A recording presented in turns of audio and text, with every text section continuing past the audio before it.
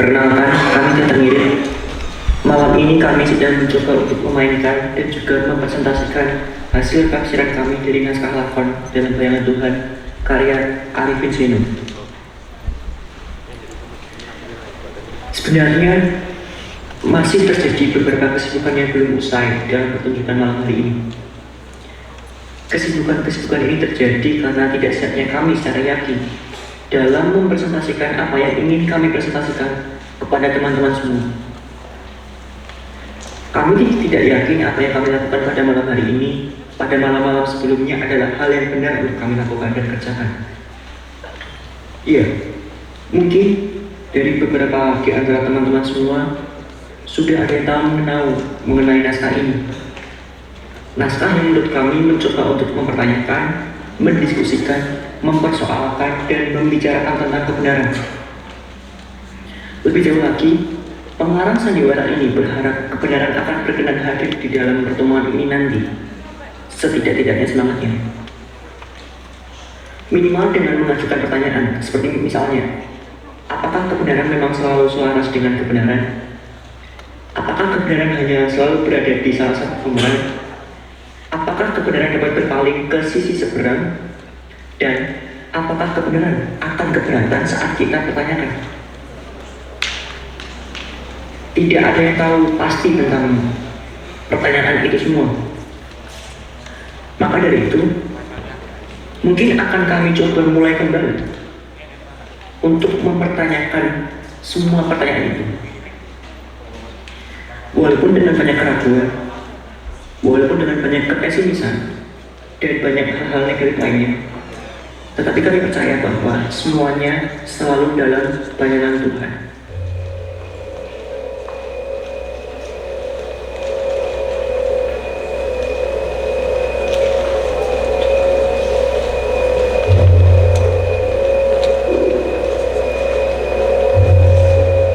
Yang paling menyedihkan dalam sandiwara ini adalah kenyataan bahwa Sandek, tokoh utama sandiwara ini, bukanlah tokoh yang real. Sebagai tokoh fiktif, tentu saja Sandek memiliki beberapa kelemahan dasar, seperti misalnya segi-segi historisnya. Kelahiran Sandek boleh dikatakan sebagai dipaksakan, sebuah revolusi. Karena itu, pada posisinya yang tidak alami, Sandek telah melakukan dua hal besar, yaitu melakukan penyimpangan arah sejarah bangsa ini dan memberikan satu ciri tambahan baru pada pola kepribadian bangsa ini. Para penonton yang terhormat, sebentar lagi Sandek yang saya mainkan dalam keadaan tanpa pegangan dan posisi yang labil akan dihadapkan kepada direktur umum dari manajemen pabrik tempat Sandek bekerja sebagai buruh.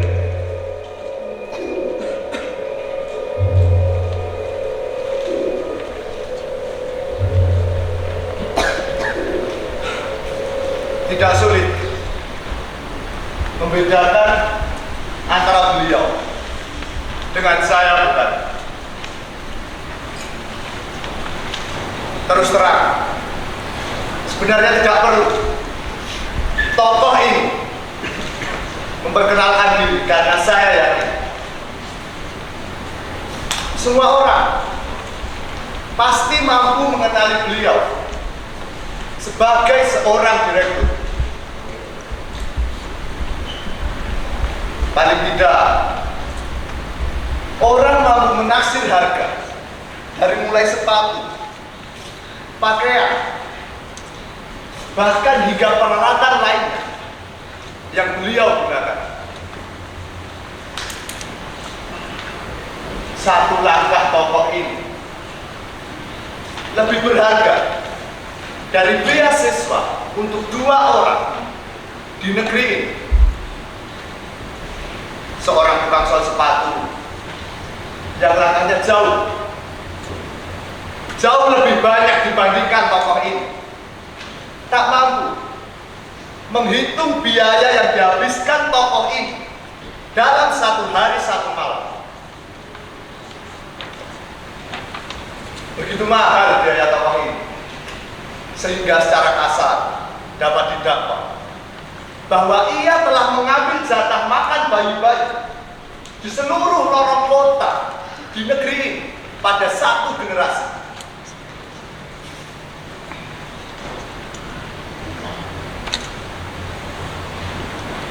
Saya mohon maaf jika sentimen sosial ini tak mampu untuk saya tahankan sebelum waktunya. Terus terang, sentimen ini sunyi tersimpan di relung hati terdalam Sandek, non-verbal. Namun, pikiran seorang aktor telah menghidupkannya dan memberikannya tenaga. Biaya saya mahal karena saya telah membaktikan yang paling mahal milik saya, yaitu akal budi dan daya kita dan juga keringat. Saya tidak semata-mata mempertaruhkan daging saya, tapi seluruh kekayaan saya. Siapa yang menanamkan sedikit modal pasti akan mendapatkan sedikit keuntungan. Sekali lagi, saya mohon maaf, Pak, atas keterlanjuran kata-kata saya tadi. Kita belum memasuki adegan perdebatan. Izinkan terlebih dahulu, saya akan sedikit menggambarkan tentang ruang di mana tempat kita nanti bertemu. Silakan. Baik. Untuk melengkapi uraian saya, akan disorotkan beberapa gambar.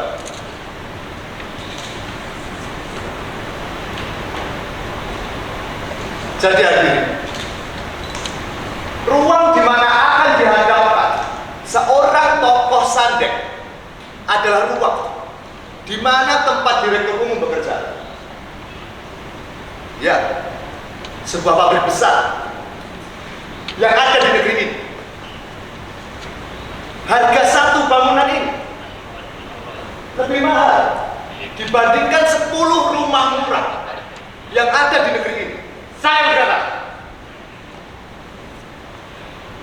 lakon ini hanya akan memberikan kesempatan kepada kita untuk berbicara dan bukan untuk yang lain.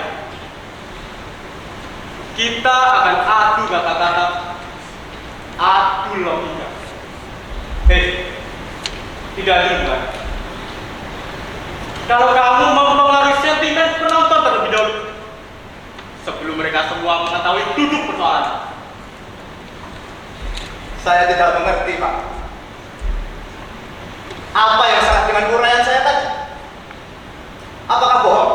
Saya tidak menuduh kamu berbohong. Saya hanya minta keadilan. Sebentar, Pak. Sebentar. Yang mempersoalkan keadilan siapa sebenarnya?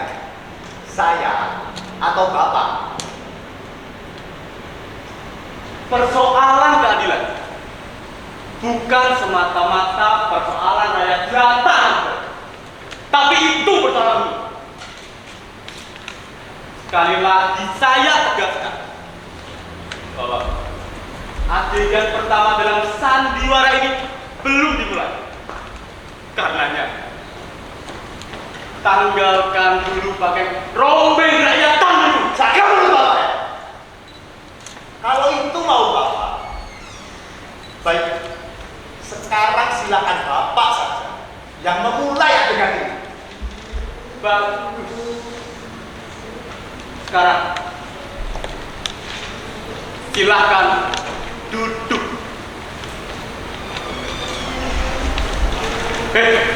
Duduk. Duduk di sini.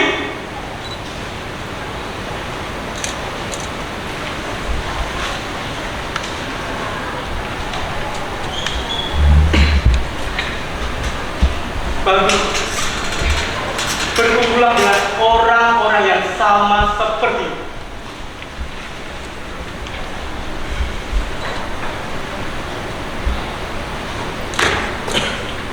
Baiklah para penonton sekalian. Persoalan pokok dalam adegan pertama sandiwara ini adalah direktur umum harus menyampaikan saran-saran atau persuasi kepada Sandek yang telah memimpin aksi pemogokan oleh publik. Ulang-ulang sekali, direktur umum akan menyampaikan saran-saran pribadinya secara simpatik dan dibungkus tawaran-tawaran berupa goodwill, kedudukan, dan uang. Tapi kalau dirasa rencana ini gagal, kemudian ia akan mengajukan kepada Sandek tentang sederan peraturan-peraturan publik, peraturan-peraturan pemerintah, undang-undang, dan lain-lain. Siapapun pasti akan menilai bahwa langkah yang saya lakukan ini adalah langkah yang sangat bijaksana sekali.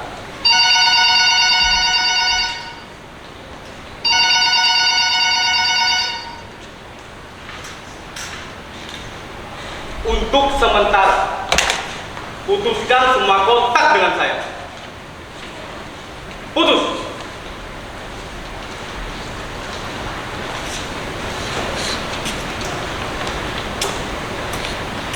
Sebelum kita memasuki adegan pertama ini, perlu Anda ketahui semua bahwa tokoh direktur umum yang saya mainkan dengan sangat baik tidak sudi meladeni tetek dengan Sandek.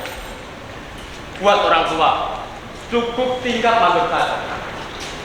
Masalah upah yang tidak memadai atau kurang, beliau yakin itu bukan masalah besar ataupun masalah dasar. Tapi kalau nanti Sandek menyebabkan barisan pemogokan buruh pabrik bertambah panjang dan seluruh lapisan masyarakat menyerang dengan semena-mena dasar filsafat yang saya yakini, mulai timbul semangat saya untuk melakukan pembelaan dan bergerak. Masyarakat itu seperti suatu kawanan kerbau yang kadang-kala mereka tidak tahu apa-apa, dan mereka juga masih mengidap penyakit romantika sejarah bahwa kebenaran selalu berpakaian compang-camping seperti zaman Nabi dahulu kala. Ingat, zaman sudah berubah serta seluruh perangkat alat dan kaidahnya. Atas dasar pikiran inilah kemudian saya memberanikan diri untuk tampil dalam sandiwara ini. Sebagai demokrat sejati, tentu saya terpanggil untuk menanggapi isu-isu yang dilontarkan secara liar oleh oknum-oknum tertentu. Dan akan saya buktikan dengan segera bahwa apa yang ada di balik kostum yang memang saya sangat mahal ini, dan apa yang ada di balik kostum lusuh itu,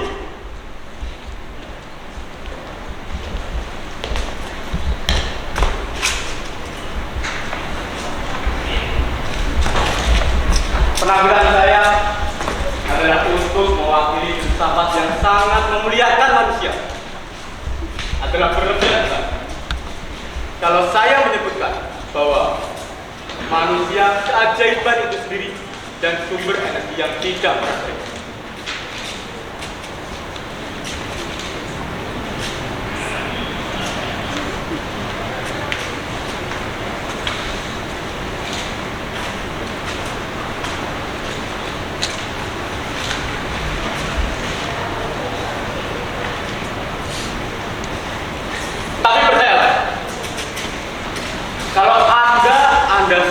Bersabar mendengarkan uraian saya, niscaya Anda semua yang ada di sini akan memikirkan kata-kata yang lebih hebat lagi untuk mendefinisikan manusia.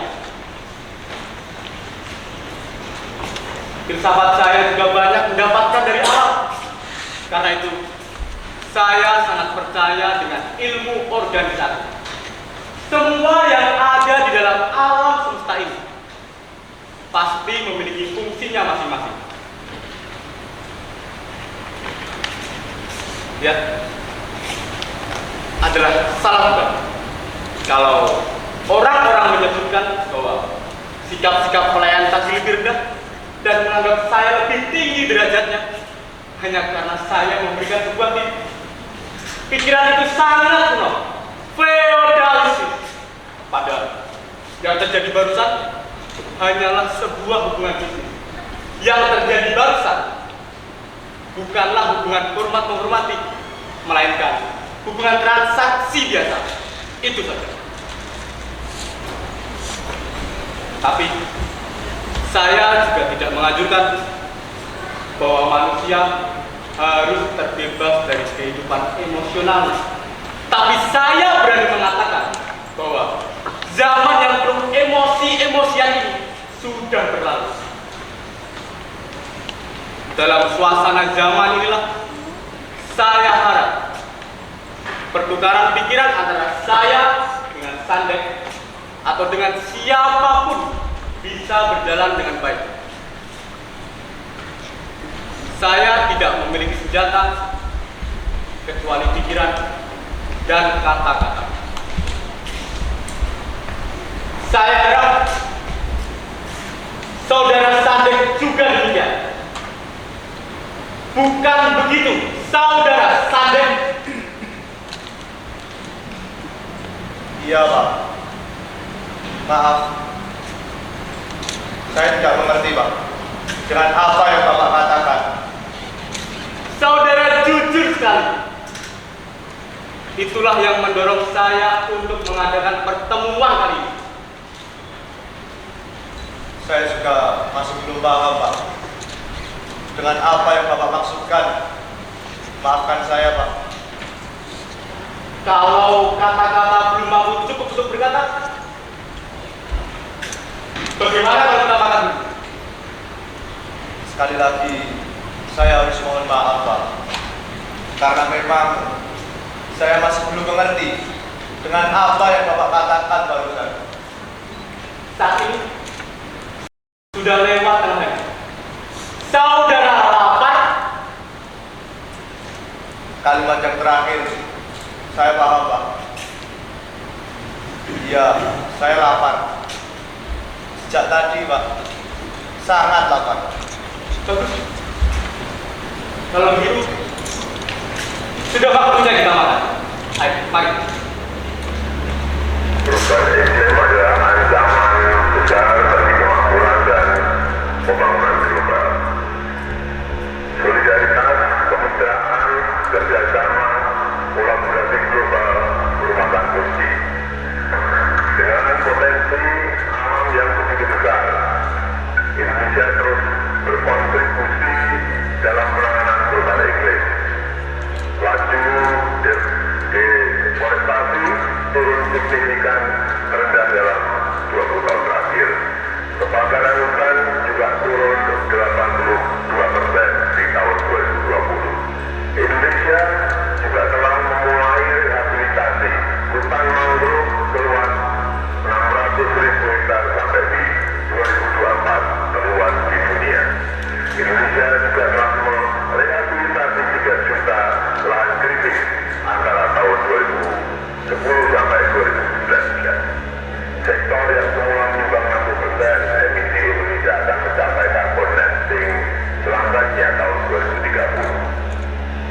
Di sektor energi kami juga terus melangkah maju dengan pengembangan ekosistem mobil listrik, pembangunan pembangkit listrik tenaga surya terbesar di Asia Tenggara, pemanfaatan energi baru terbarukan termasuk biofuel, serta pengembangan industri berbasis clean energy termasuk pembangunan kawasan industri hijau terbesar di dunia di Kalimantan Utara.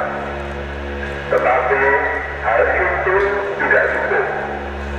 Kami terutama negara yang mempunyai lahan luas yang hijau dan potensi untuk dihijaukan, serta negara yang memiliki laut luas yang potensial menyumbang karbon, membutuhkan dukungan dan kontribusi dari internasional, dari negara-negara maju. Indonesia akan terus memobilisasi pembiayaan iklim dan pembiayaan inovatif serta pembiayaan campuran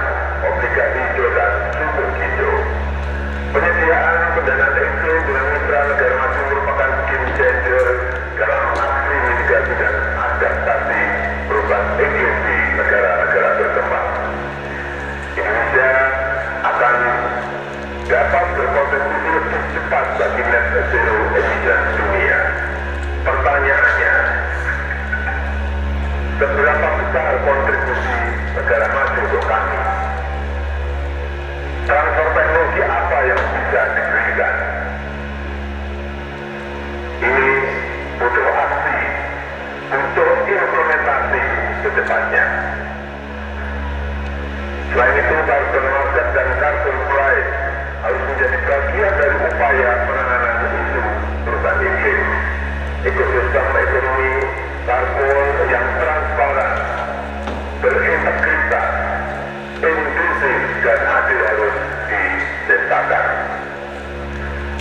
Yang mulia, sebagai penutup di KTP ini atas nama Forum Negara Kepulauan dan Pulau Kecil AIS, Indonesia merasa terhormat dapat mensirkulasikan pernyataan bersama para pemimpin AIS Forum. Sudah menjadi komitmen AIS Forum untuk terus memajukan kerjasama kelautan dan aksi iklim di UNSCCC. Terima kasih. Kau selalu muncul dalam mimpi-mimpiku, saudara-saudaraku, masa hilangku. Kau juga harapanku, saudaraku, masa depanku. Kita adalah sepasang pengembara dalam sejarah. Tapak-tapak sepatu, sandal, dan kaki kita telah mendekati seluruh penjuru kota. Kita tidak pernah tahu mau kemana. Kita tak pernah tahu makin tahu. Lalu semuanya membatu menjadi fosil. Kita adalah fosil yang menghasilkan batu. Beratus-ratus sudah kita tidak pernah melakukan rehat. Beratus-ratus tahun sudah kita tak pernah beristirahat. Betapa panjang ini perjalanan, betapa panjang bayangan Tuhan, betapa silau cahaya terang, betapa menyilaukan cahaya Tuhan. Kadang membutakan, kadang membutakan.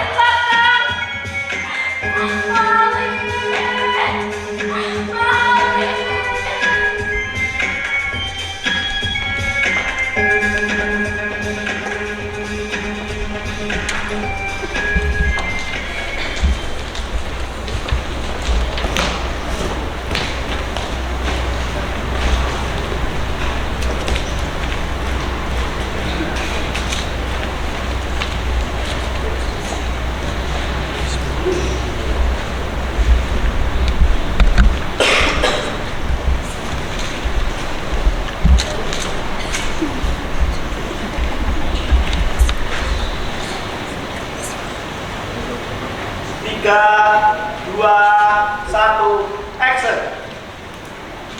Masa depan pabrik ini bukan saja masa depan seluruh anggota direksi serta segenap komisaris, juga bukan masa depan seluruh karyawan, tapi yang terutama adalah masa depan ilmu dan teknologi. Iya, anakku.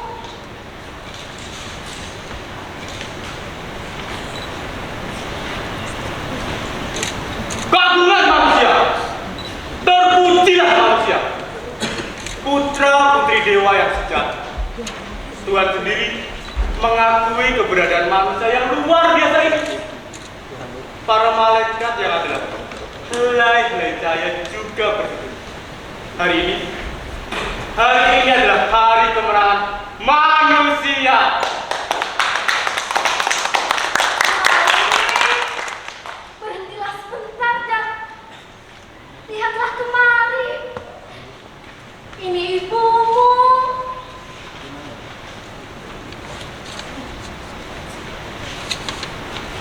Sebagaimana astronot yang pertama kali menginjakkan kakinya di bulan, pada hari ini kita akan mengibarkan bendera kemenangan manusia.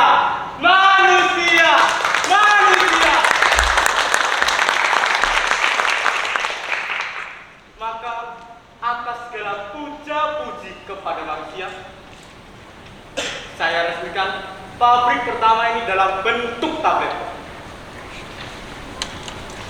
Tuhan, perkenankan aku berwujud di depan mereka. Dan perkenankan pula mereka dapat melihat wujudku.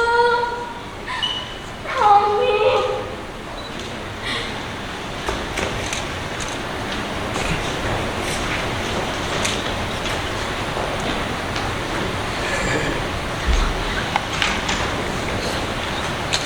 Dengan ini juga semua akan saya undang untuk hadir nanti malam menyaksikan sebuah pentas drama dalam rangka pesta pembukaan pabrik ini.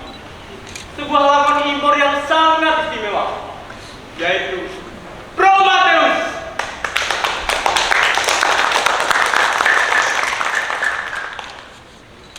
Saya hanya percaya pada asas persaingan bebas.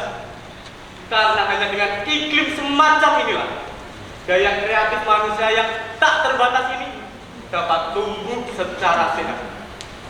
Ngomong kok penuh kontradiksi dan begitu kacau logikanya.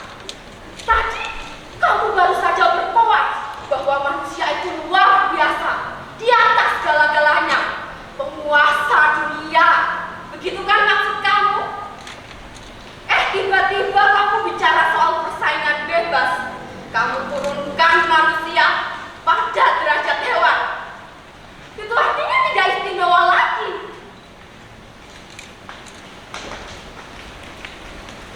Maaf Pak Malik, siapa wanita tua yang ganjil itu? Kali ini kamu tidak akan disabarkan diri, Malik. Maaf, ibu siapa? Semua orang pagi besok akan punya headline yang sama. Kamu tidak akan bisa ingkar lagi. Tidak ada yang perlu diingat. Maaf, ibu belum menjelaskan siapa ibu sebenarnya. Apa yang kamu katakan dalam pidatomu yang tanpa keimanan itu? Hari kemenangan. Ibu khawatir hari ini malah sebaliknya hari keruntuhan. Hah? Ibu? Ia telah melupakan ibunya.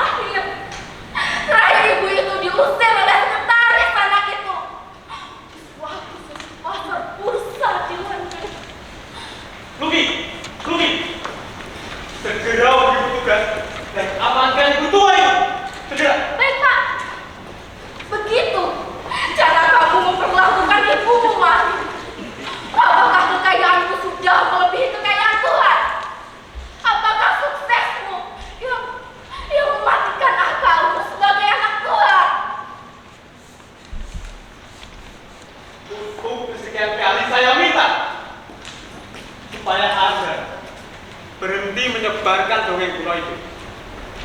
Nama saya bukan Malik, dan saya tidak tahu apakah ada nama Malik di peta bumi ini. Luki! Hei Luki! Gimana? Gimana? Kira benteng amankan semua itu! Baik, Pak. Sekretaris semua itu sudah menjadi batu, Malik. Ia telah bersikap kurang ajar pada perempuan tua dan miskin ini. Semua petugas keamanan dan sebagian besar orang yang berpakaian lewat mahal sudah menjadi batu. Kamu sendirian, Malik. Kali ini kamu tidak akan bisa ikat lagi. Pertunjukan ini akan menjadi saksi. Maaf Ibu, satu pertanyaan. Wawancara belakangan. Biarkan saya melepas itu dulu pada anak saya yang tidak pernah pulang ini.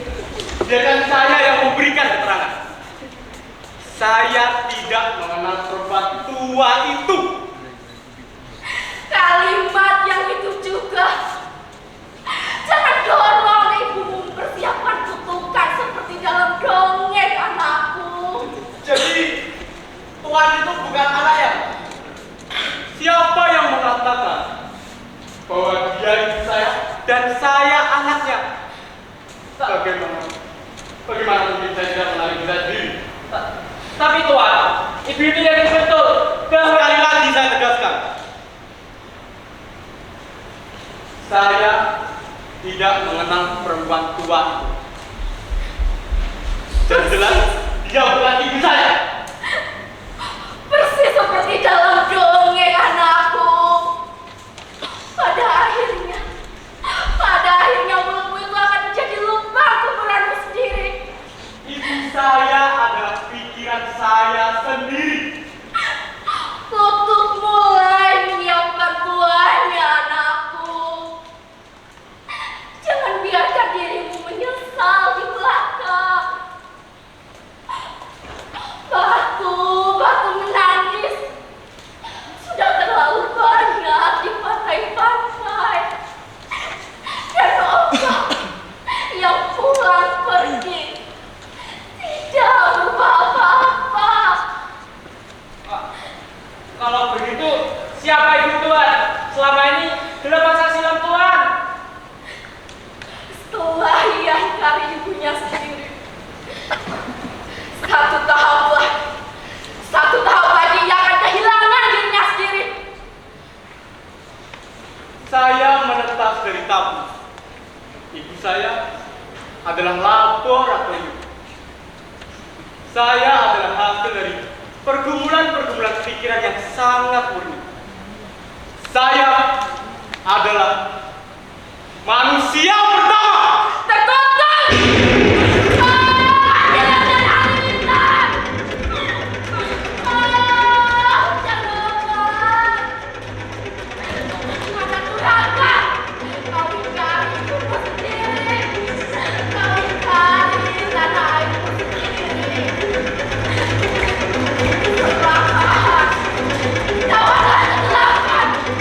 Kau adalah roh setan. Kau adalah makhluk hitam.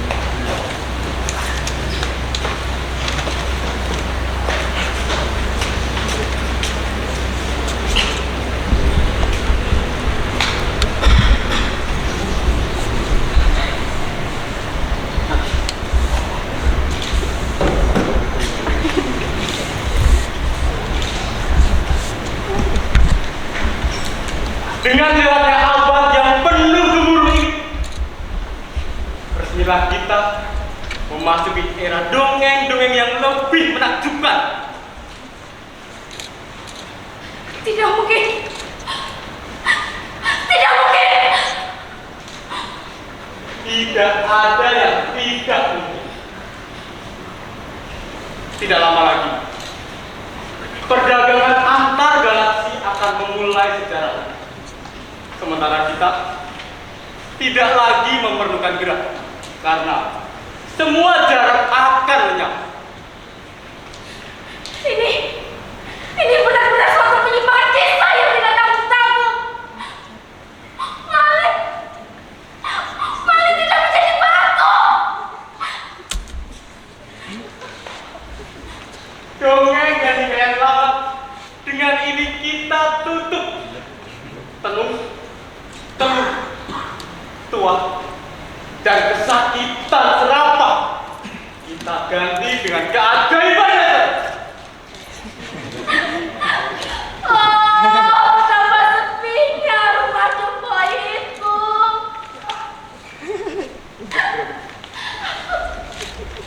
Aku tak mau dijebloskan ke dalam penjara itu.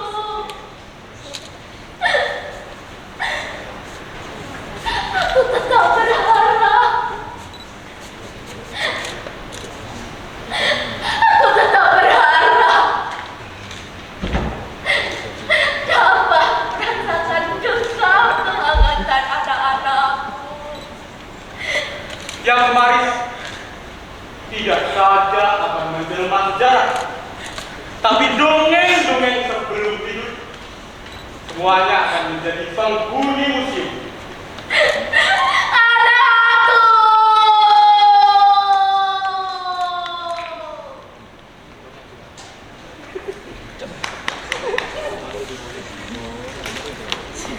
Patung penemuan ini juga akan patung yang lain koleksi Museum Nasional. Maka saya harap dengan sumbangan saya akan membuat warga kota menjadi bahagia. Saya sangat mencintai hal ini, tapi saya juga ingin agar seluruh warga kota dapat melihatnya dan mencintainya juga. Sebab di balik patung yang sangat purba ini terekam jejak dan riwayat manusia. Dengan ini saya serahkan patung ini.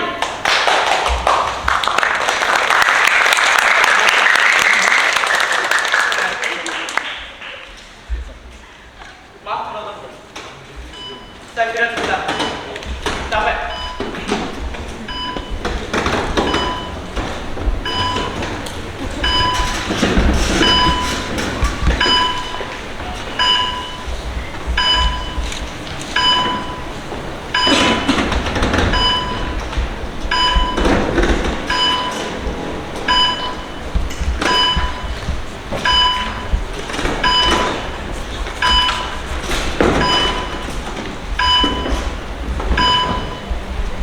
Saya adalah seorang pekerja keras, tapi terus terang, saya tidak tahu buat apa ini semua dilakukan.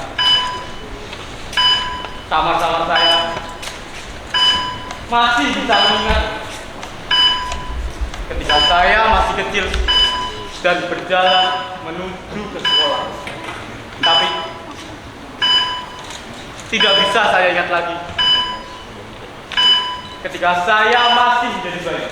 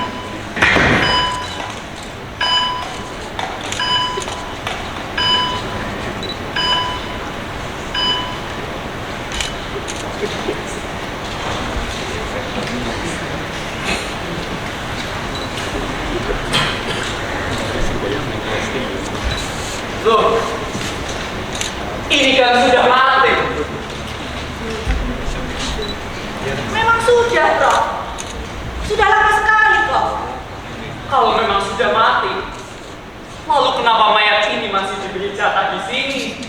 Itu kan cuma soal administrasi, Prof. Saya kira juga memang hanya soal administrasi. Sebagai mayat, saya paham kehadiran saya di sini adalah sebuah kecelakaan. Benar, kecelakaan antara saya dan saya yang saat itu menandatangani surat administrasi. Celakalah saya terjebak di sini dan tidak bisa mati dengan tenang. Kalau begitu pergi dan urus saja sendiri dirimu.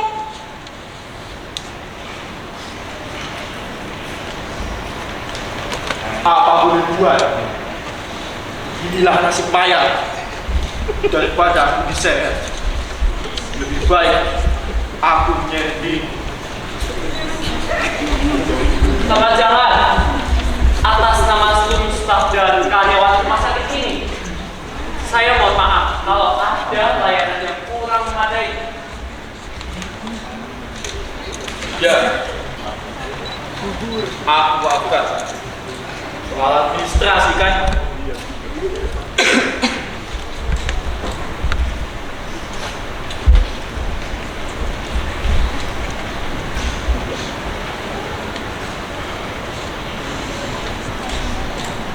Tuh, ada ketinggalan. Nisan saya. Biar anak-anak saja yang urus. Terima kasih. Saya rasa di zaman ini toleransi untuk orang tua sudah tidak ada. Apalagi buat saya yang sudah mati. Soal lisan, bisa saya jamin.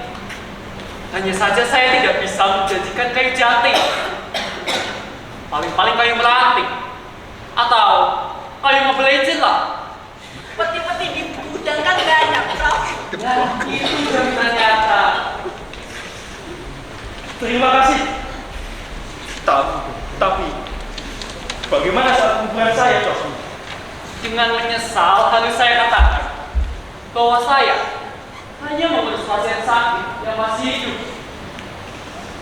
Begitu Anda mati, walaupun Anda masih sakit, ya itu bukan urusan saya lagi. Apalagi harga tanah kuburan terus melonjak dari waktu ke waktu. Belum lagi biaya terkait biaya lainnya, seperti kain kafan dan kebang setaman.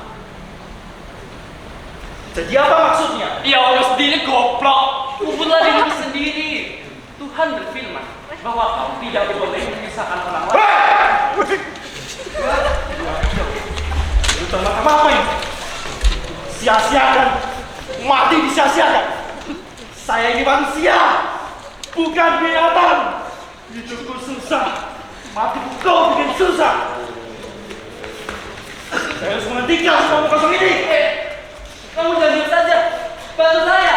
Ini bukan bayaran. Ini sungguhan. Prosedur, Prof. Kata apa? Ini saja dia.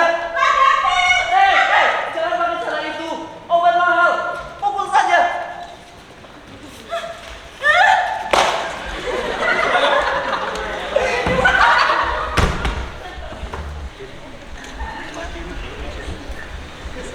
Mati, Prof.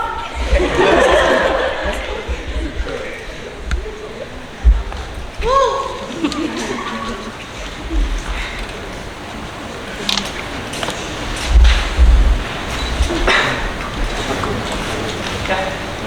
Sampai mana kuliah saya tanya? Masalah promosi, Prof.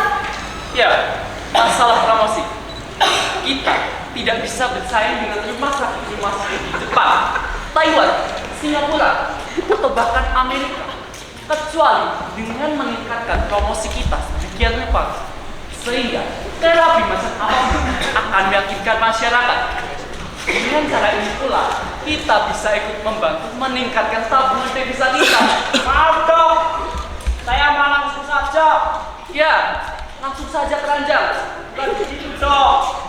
Saya sudah mati 3 hari yang lalu, tapi tidak ada yang tahu. Daripada saya ditonjok, lebih baik saya akan pergi saja dari sini. Nah, ini namanya kooperatif. Selamat jalan.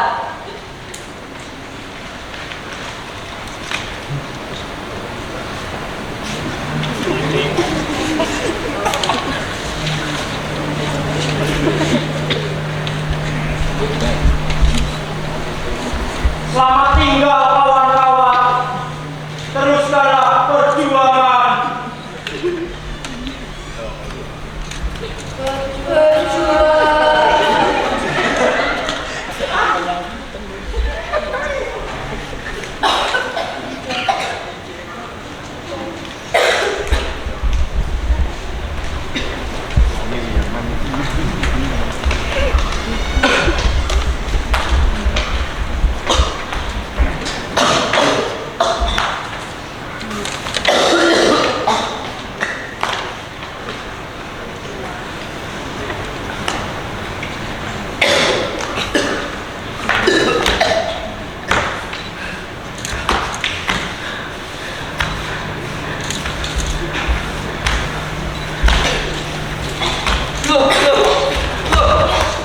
Kok dibiarkan berjalan sendiri? Kami tidak mampu, dokter. Itu bukan alasan. Itu bukan alasan. Pokoknya, saya tidak bisa melihat dan saya tidak bisa membiarkan pasien semalam ini berjalan sendiri. Itu melanggar peri kemanusiaan. Tidak Pancasilais. Kami tidak mampu, dok. Kami tidak pura-pura. Kamu jangan campur adukan masalah ekonomi dengan masalah kedokteran. Dan sekali lagi saya tegaskan bahwa adalah tidak bisa dibenarkan dari segi manapun. Lihat pasien kepala ini berjalan sendiri. Apa tidak lihat? Di depan ada kursi roda atau raja roda. Kami tidak sempat melihat benda-benda itu, dokter. Kami sibuk berdebat dengan tugas, dokter. Atas kemanusiaan. Kami tadi berdebat mengenai ongkos daftar. Para petugas menghalangi kami membawa pasien yang mahal ini ke sini, dokter.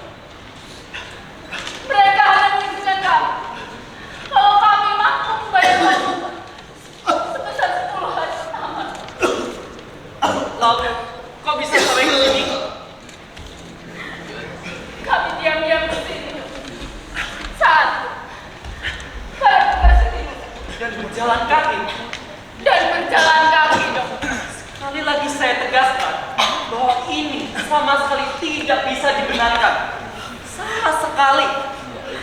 Itu melanggar kemanusiaan. Sama sekali tidak etis. Sama sekali tidak bermoral. Kami tidak punya ongkos, dokter. Iya, soal kamu. Kamu tidak boleh menggunakan dari kemiskinan untuk merampok. Itu melanggar hukum.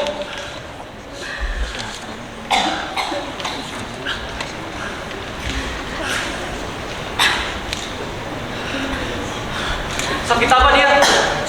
Dia siapa, dok? Ya, dia. Ini suami saya, dokter. Bukan dia. Iya.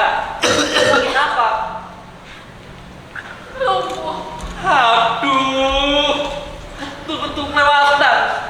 Pasien lumpuh kepala ini dibiarkan berjalan sendiri menyusuri koridor rumah sakit yang panjangnya tidak kurang dari 27 km. Ya apa dia lumpuh?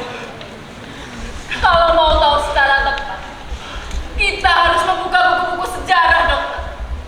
Saya ini sedang memerlukan diagnosa sementara. Jawab singkat. Sejak kapan? Sejak bisu, dokter. Jangan salah. Saya tidak mau kasus ini disiarkan. Saya ini perawat, Prof. Bukan wartawan. Oh, maaf. Saya kira saya sudah menjadikan. Tapi benar, saya sedang di rumah sakit. Benar, Prof. Kita ini sedang berada di rumah sakit. Coba Profesor lihat. Di kita ada pasien-pasien, masyarakat, serta ada beberapa mahasiswa tingkat akhir yang tidak lekas lulus. Lalu ada seorang pasien baru bersama istrinya. Pasien ini masih menyimpan potensi yang tak terbatas, bersifat terbuka. Maka adalah tidak tepat kalau kemiskinannya dimulai sejak ia menjadi bayi. Karena pengertian bayi sudah menyangkut dimensi sosiologis, menyangkut pula pula dengan jenis, kualitas makanan, masalah gizi, atau masalah lingkungan sekitar yang mempengaruhi pertumbuhan IQ-nya. Katakanlah begitu, dokter. Suami saya miskin sejak bayi. Ya, kalau begitu Anda salah alamat. Rumah sakit ini tidak bisa menampung pasien macam suami Anda. Kalau Anda cermat membaca papan nama di depan, jelas bahwa bidang kami ialah bidang penyakit gula. Kami tidak salah alamat, dokter. Suami saya menderita penyakit pura-pura yang kronis. Welcome. Kalau memang benar apa yang Anda katakan, maka suami Anda pastilah saudara kami. Karena di rumah sakit ini semuanya penderita penyakit gula. Baik dokter, perawat, pasien, dan petugas yang lainnya. Kalau begitu, dokter, bukan hanya suami saya, tapi saya juga menderita penyakit yang sama. Welcome. Kalian beruntung sekali karena baru saja 2 orang pasien meninggalkan derajatnya. Namun, kalian masih memiliki persoalan yang lain. Soalan apa lagi, dokter? Soalan administrasi. Dalam mengenai hari ini, ingin sekali saya menjelaskan segi-segi administrasi secara khusus. Namun, saya tidak tertarik menguraikan mengapa bidang administrasi rumah sakit merupakan suatu jurusan yang belum mendapat perhatian. Tapi di sini saya ingin menjelaskan bahwa administrasi adalah kunci dari segala-galanya. Kegagalan-kegagalan yang dialami oleh segala bidang itu disebabkan karena penguasaan administrasi yang tidak memadai. Apakah berarti profesor juga mengerti masalah birokrasi? Silakan masalah birokrasi yang ada. Perhatikan format untuk kartu kredit sebagai bukti tertibnya administrasi.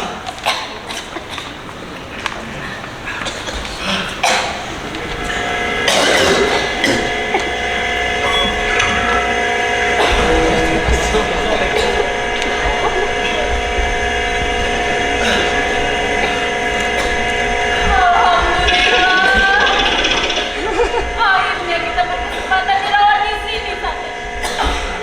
Ucapkan alhamdulillah saja. Ucapkan.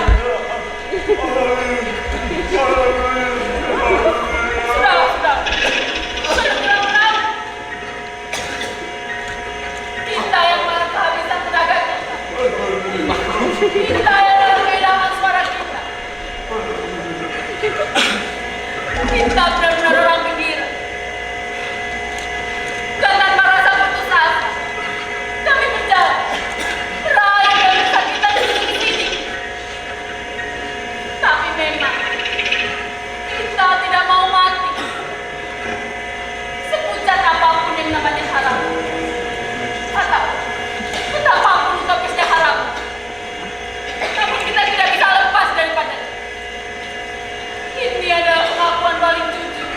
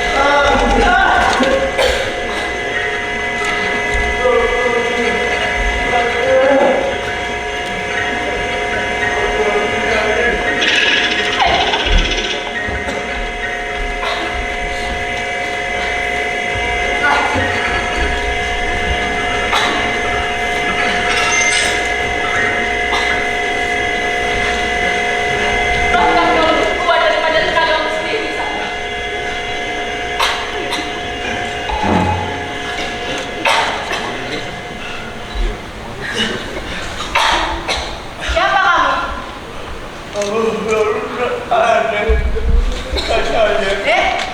Siapa kamu? Dia bisu. Siapa dia? Bukan siapa-siapa. Kamu? Istrinya. Ya kamu siapa? Bukan siapa-siapa. Tidak bisa. Tidak bisa. Itu pengkhianatan bisa-bisa. Bagaimanapun kamu, kalian, kita adalah siapa-siapa. Orang, seseorang. Kita memang orang, tapi bukan seseorang. Tidak bisa. Kita seseorang. Mereka tidak mengakui itu. Sejarah juga tidak penting mereka. Yang penting kita sendiri. Lalu, bagaimana dengan sejarah?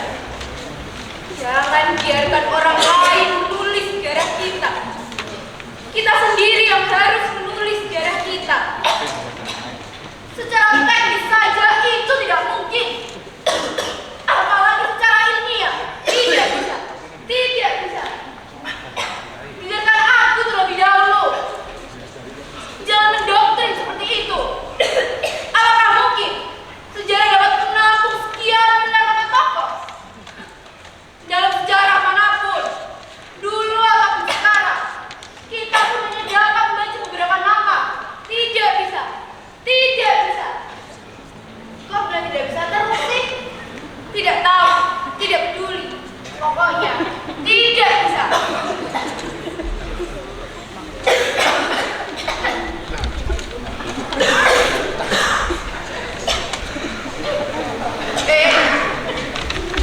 Sejak kapan dia TBC? Sejak kemarin. Kalau kau sendiri, sejak kapan? Baru tadi pagi. Kamu?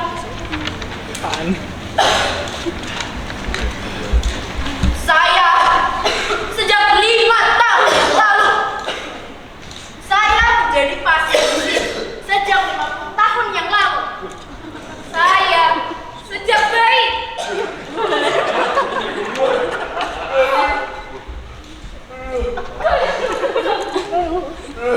Kami sama-sama betah di sini. Kami, ya, kami dan penyakit kami sama-sama betah di sini. Penyakit di sini sudah tidak berupa penyakit lagi. Penyakit di sini sudah berubah kepribadian. Kalau tidak,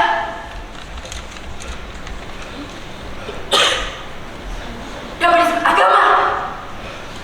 Kami mulai menikmati penyakit kami. Ya, bahkan dokter, semua dokter dan perawat-perawat di sini sama-sama penyakitan. Saya berani bertaruh bahwa rumah sakit inilah rumah sakit yang paling sempurna di dunia dan sepanjang sejarah. Dan waktu pun tidak berubah.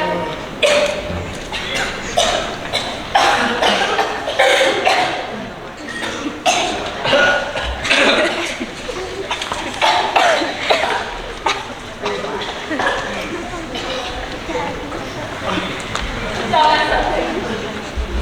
Jangan terus. Nanti kamu akan naik lagi.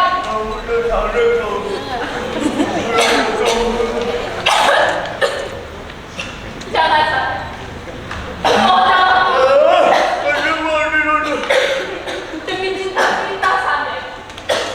Kamu jangan turun. Istrimu betul. Tidak ada gunanya kau melok orang lain, sekalipun orang lain itu istrimu sendiri. Dalam kondisimu yang seperti itu, lebih baik kau urus dirimu sendiri dan urus saja penyakitmu itu. Marilah kita simpan kenangan yang indah dalam mimpi sebelum besok pagi. Siapa tahu kita terpaksa memaki saudara kita. Marilah kita tidur sementara, sekedar solidaritas pada teman teman kita yang tidur untuk selama-lamanya.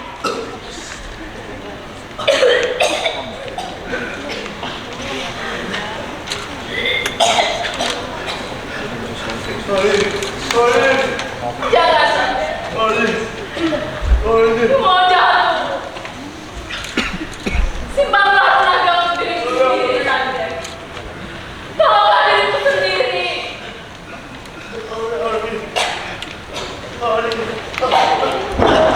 Apa yang kamu lakukan, Sandek? Soal lawan.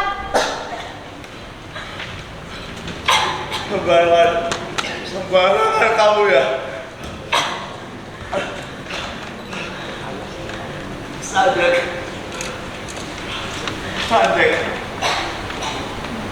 Sandek juga mau diam. Karena itu berarti Sandek mengkhianati hidup.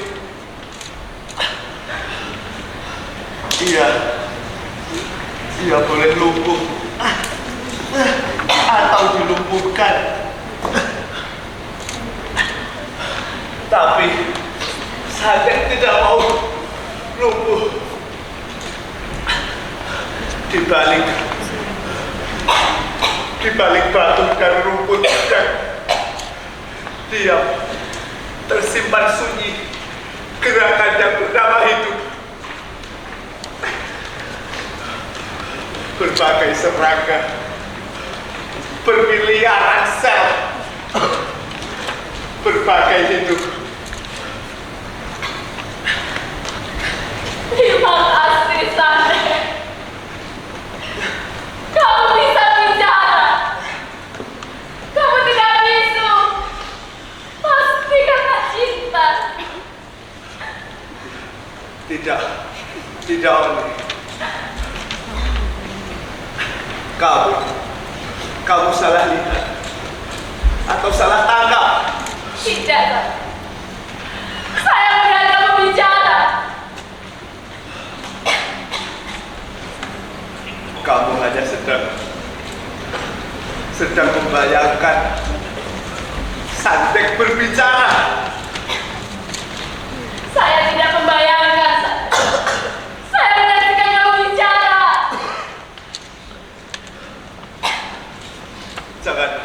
Jangan menyesal, Oni. Kalau ternyata kamu keliru,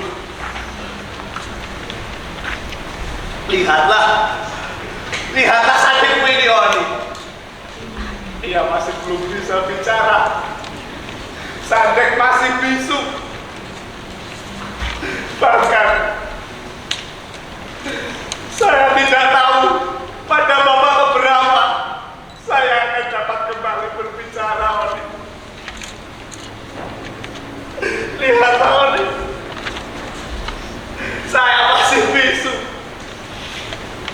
Bahkan segala sesuatu masih membeku di sekitar larinya.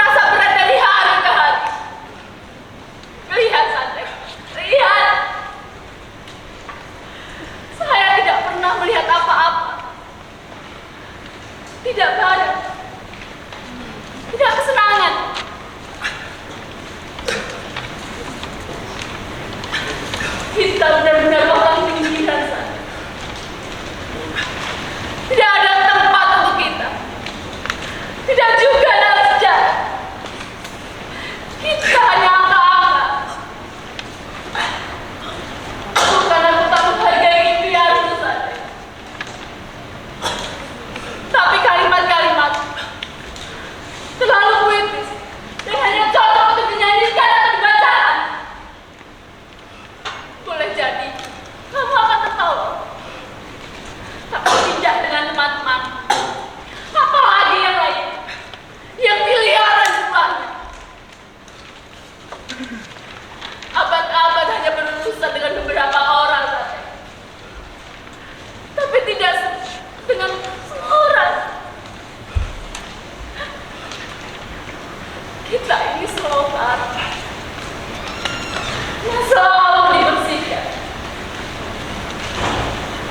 Boleh jadi kita tidak perlu bersih.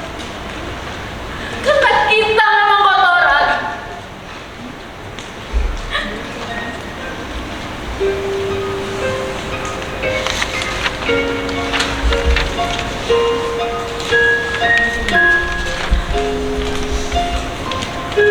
Kok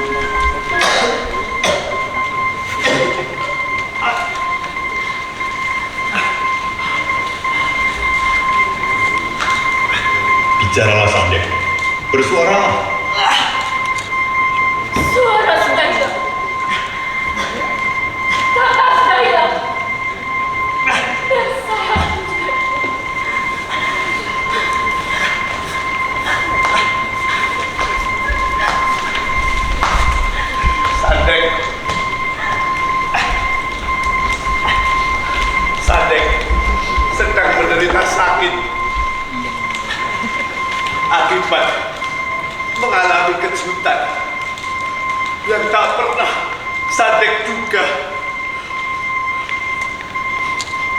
Paling tidak, Sandek harus mau menceritakan pengalamannya. Bukan Sandek tidak mau bercerita atau berbagi pengalaman, tapi Sandek tidak mampu. Ia telah kehilangan kata-kata, ia kehilangan bahasa, bahkan ia kehilangan suaranya sendiri. Tapi Sandek, kau boleh meminjam kata seorang sastrawan dan suara seorang aktor. Kau sastrawan yang mana? Aktor yang mana? Sandek menganggap mereka semua juga mengarang sandiwara ini terlalu kebarat-baratan dan sulit menangkap nuansa persoalan mereka sendiri. Selain itu, pada zaman ini sulit menemukan seniman yang tidak gerik. Mereka narsis semuanya.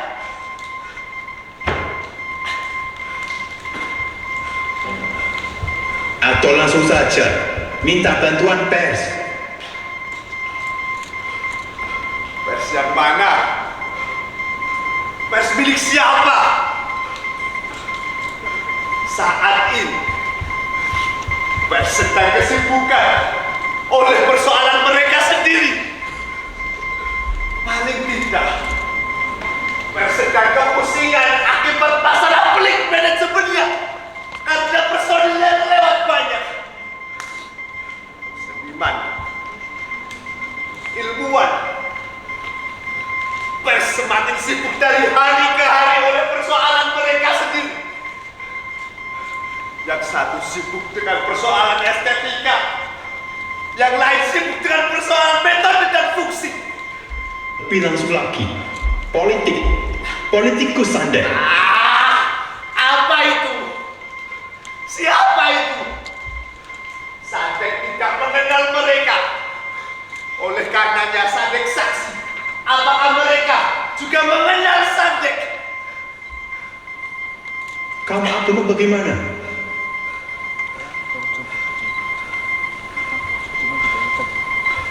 Sandek tidak mau mengganggu mereka. Petualangan ilmu dan teknologi telah menyebabkan kesibukan mereka menjadi berlipat ganda. Salah satu persoalan dasar mereka adalah juga bahasa. Saat ini mereka sedang mencoba memahami secara lebih baik setiap kata demi kata, kalimat demi kalimat, bahkan huruf demi huruf yang terkandung dalam setiap firman Tuhan. Kalau begitu, berarti tak ada harapan sama sekali Sandek akan bicara.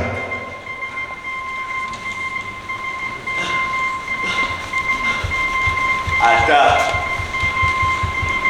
Sandek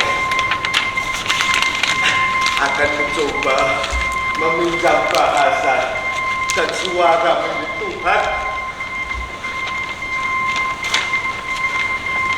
Bagaimana caranya, Sandek?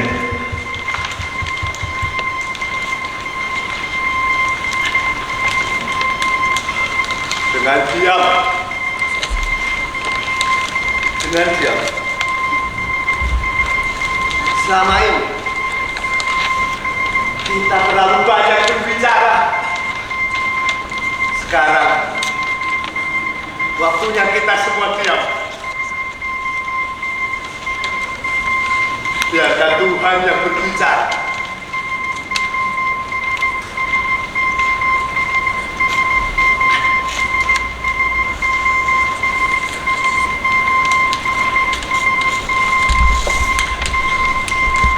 Saudara Sandek, saudara tidak boleh terus-menerus begitu. Semua tuduhan yang saudara lontarkan sama sekali tidak beralasan. Apa yang sudah saudara berikan kepada hidup? Lihat, perhatikan dengan baik-baik. Bekas jahitan apa saja yang menempel di badan saya. Bahkan ahli-ahli medis yang ada di sini akan bisa menjelaskan bekas operasi apa saja yang pernah saya alami pada jantung, pada lambung. Mungkin saudara kira kaki kiri saya adalah kaki yang asli, sama sekali palsu. Kaki kiri pertama saya sudah saya baktikan kepada hidup ketika saya mengalami sebuah kecelakaan pesawat terbang. Jangan saudara tanya pula mengenai kornea mata saya. Setiap detik, setiap helaan nafas, dan setiap tetes keringat, semua sudah saya baktikan kepada hidup. Maaf Pak Malin, sejak tadi Bapak sudah bicara dengan angin. Apa kami dokter? Kami seluruh anggota tim medis yang menangani kasus ini sampai pada kesimpulan bahwa kasus ini bukanlah kasus medis. Fisiologis dan psikologis pasien sama sekali tidak memperlihatkan adanya tanda-tanda kelainan yang terjadi pada penderita visual. Pasien ini normal, pasien ini sehat, pasien ini sama sekali tidak sakit. Saya sedang tidak memerlukan diagnosa untuk saat ini, dokter. Saya hanya ingin orang itu bicara. Lihat, tidak adil, bukan? Kalau wajah orang itu terus-menerus menatap dengan penuh dakwaan, sementara mulutnya membisu. Tidak. Kerahkan semua ilmu dan buat orang itu bicara. Terus terang, saya membutuhkan teman.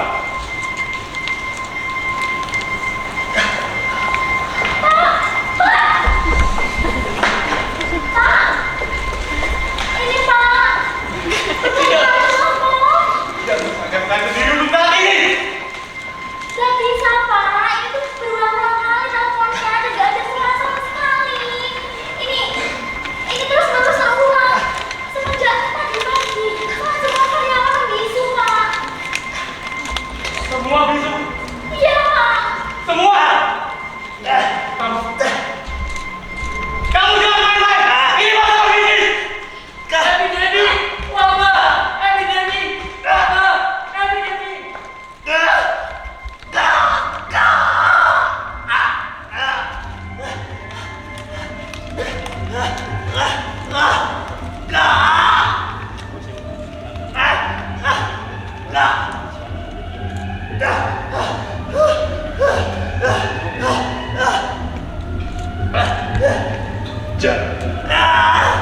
Bicara.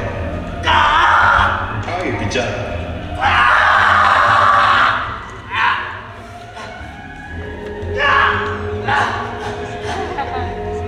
Saya ulangi sekali lagi, bicara.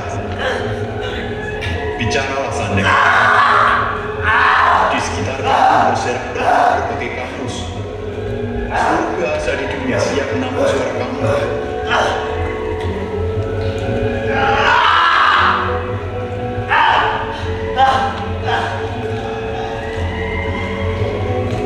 Bagus, teruskan. Itu permainan bagus.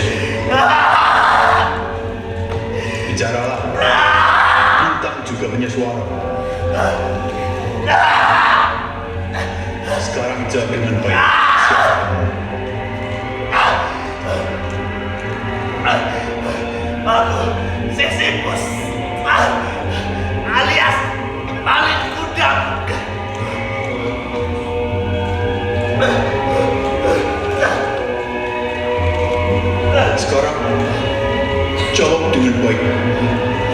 siapa kamu? Aku Sisyphus. Aku Sisyphus. Alias paling kuda.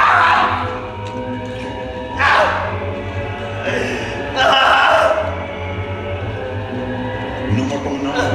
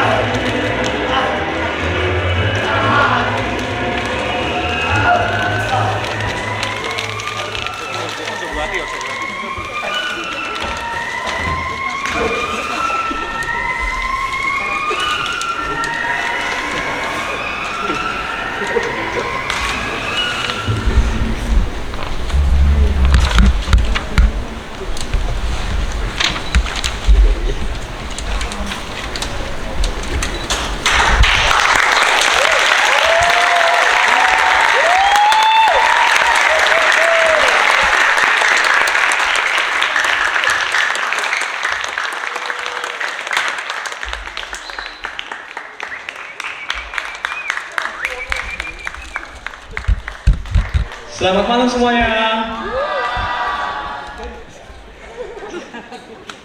Itu tadi adalah penampilan pementasan dengan judul Dalam Bayangan Tuhan karya Arifin Sinur dari teman-teman Teater Ngirit.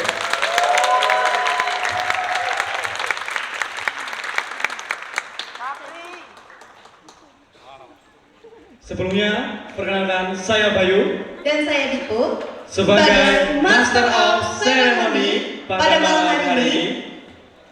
Sebelumnya kami ucapkan selamat datang di pentas produksi Teater Ngirit yang ke-52 dengan judul Dalam Bayangan Tuhan karya Arifin Sinur. Dan kami ucapkan terima kasih kepada seluruh penonton yang sudah hadir pada malam hari ini. Serta terima kasih kepada para sponsor dan media partner yang telah memberikan dukungan dalam menyukseskan acara pentas produksi Teater Ngirit yang ke-52 ini. Tentu saja acara pada malam hari ini tidak akan berjalan dengan lancar tanpa adanya dukungan dari Bernas.ltd, Alicia Batik, vendor panggung, Kedai Santap, chef kamera, dan Pawon Arsya, serta media partner yakni Wamsinomi dan Ratma FM. Selanjutnya, kita panggil para kru pentas produksi ke-52 Teater Ngirit.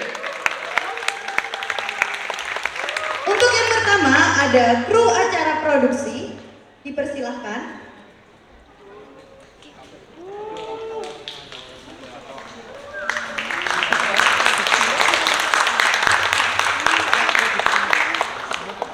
Selanjutnya ada kru publikasi dan dokumentasi produksi. Silakan masuk. Silakan masuk.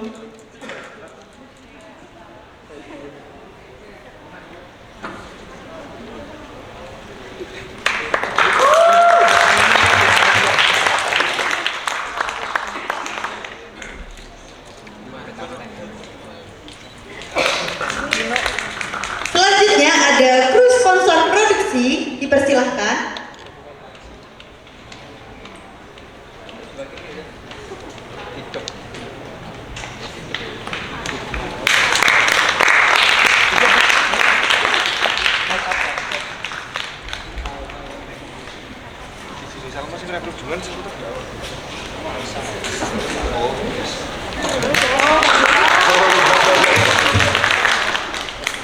Selanjutnya ada kru konsumsi produksi, silahkan masuk.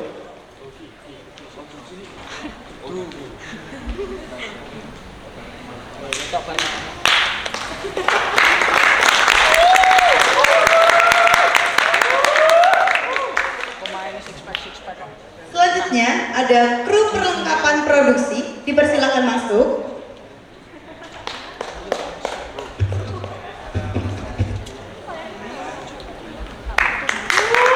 Orang yang meriah buat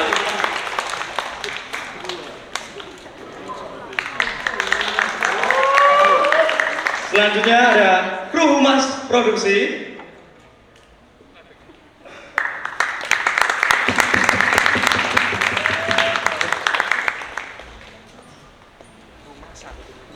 Selanjutnya ada bendahara produksi, dipersilakan masuk.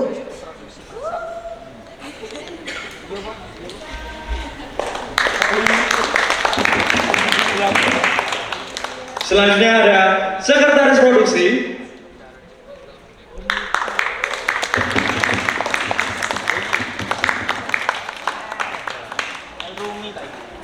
Selanjutnya ada pimpinan produksi, dipersilakan masuk.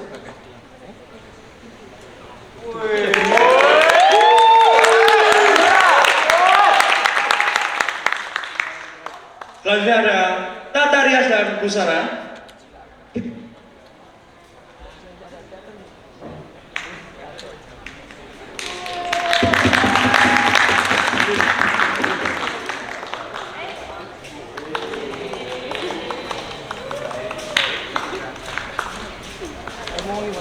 Selanjutnya ada tata musik, dipersilakan masuk.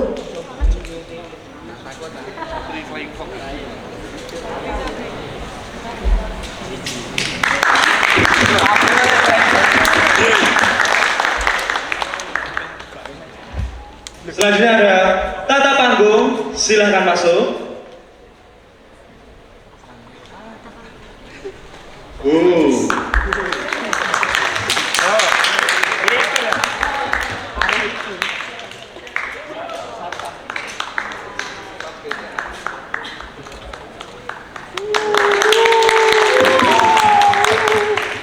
Selanjutnya ada tata cahaya, dipersilakan masuk.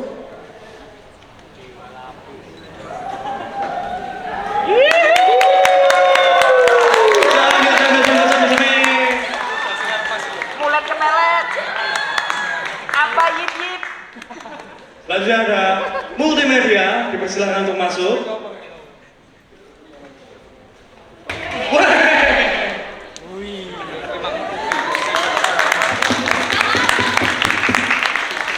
Selanjutnya ada stage crew, dipersilakan untuk masuk. Wes masuk. Dan untuk selanjutnya ada manajer artistik, silahkan untuk masuk.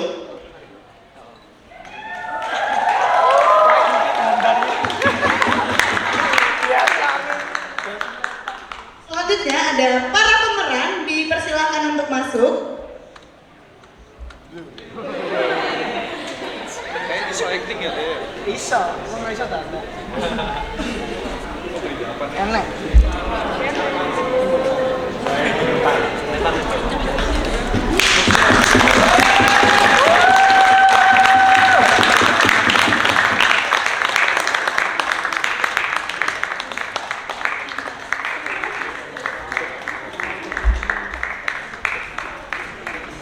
Tapi dia mal, wis.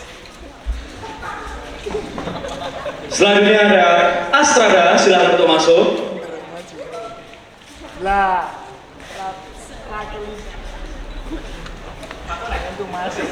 Dan yang terakhir ada sutradara, dipersilakan untuk masuk.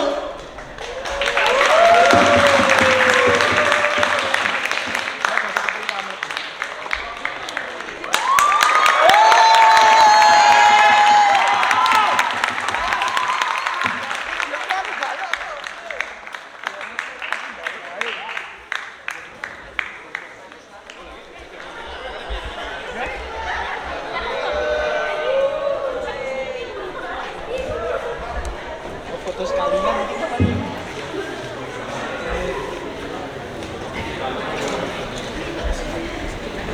Ayo, Jod.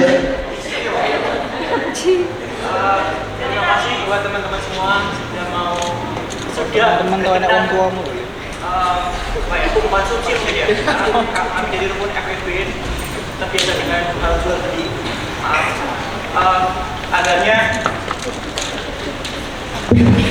Agaknya beberapa hal memang terkesan dipaksakan. Cuman saya sebagai sutradara merasa tidak ada waktu yang tepat, tidak ada waktu yang benar-benar tepat untuk menjelaskan semuanya. Hanya saja semua waktu yang ada sekarang itu layak untuk menjadi sebuah lahan untuk presentasi. Sekian dari kami. Salam.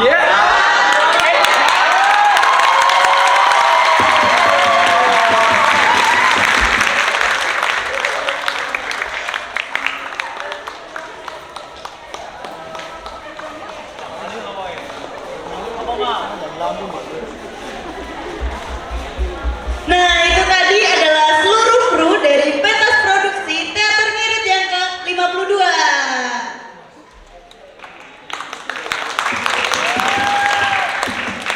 Tibalah di penghujung acara pada malam hari ini. Sekali lagi kami ucapkan terima kasih kepada penonton yang sudah hadir pada pementasan malam hari ini, dan juga kami sangat berterima kasih pada sponsor yakni Bernas.ltd, Alicia Batik, vendor panggung, Kedai Santap, chef kamera, dan Pawan Arsya. Tidak lupa dengan media partner Home Sinomi dan Ratma FM yang turut juga membantu dalam pementasan ini. Ucapan terima kasih dari kami Teater Ngirit FEB UMS untuk semua yang telah membantu dalam pentas produksi yang ke-52. Dan jangan lupa, setelah ini akan ada sarasehan. Bagi teman-teman yang ingin bergabung, dipersilakan untuk bergabung. Oke teman-teman semua, tidak terasa kita sudah berada di penghujung acara pada pementasan hari ini. Sekali lagi kami ucapkan terima kasih kepada seluruh penonton yang hadir pada pementasan malam hari ini. Marilah kita tutup acara ini dengan mengucapkan hamdalah bersama-sama. Alhamdulillahirabbil alamin. Saya Bayu Dan saya Dipo. Sekian dari kami, apabila ada salah kata, kami mohon maaf yang sebesar-besarnya. Billahi taufik wal hidayah. Wassalamualaikum warahmatullahi wabarakatuh. Salam budaya. Sebelumnya izin memberitahukan untuk acara selanjutnya sebelum sarasehan masih ada waktu 20 menit untuk melakukan sesi foto bersama para pemeran. Jika teman-teman ingin melakukan sesi foto, dipersilahkan. Terima kasih. Terima kasih.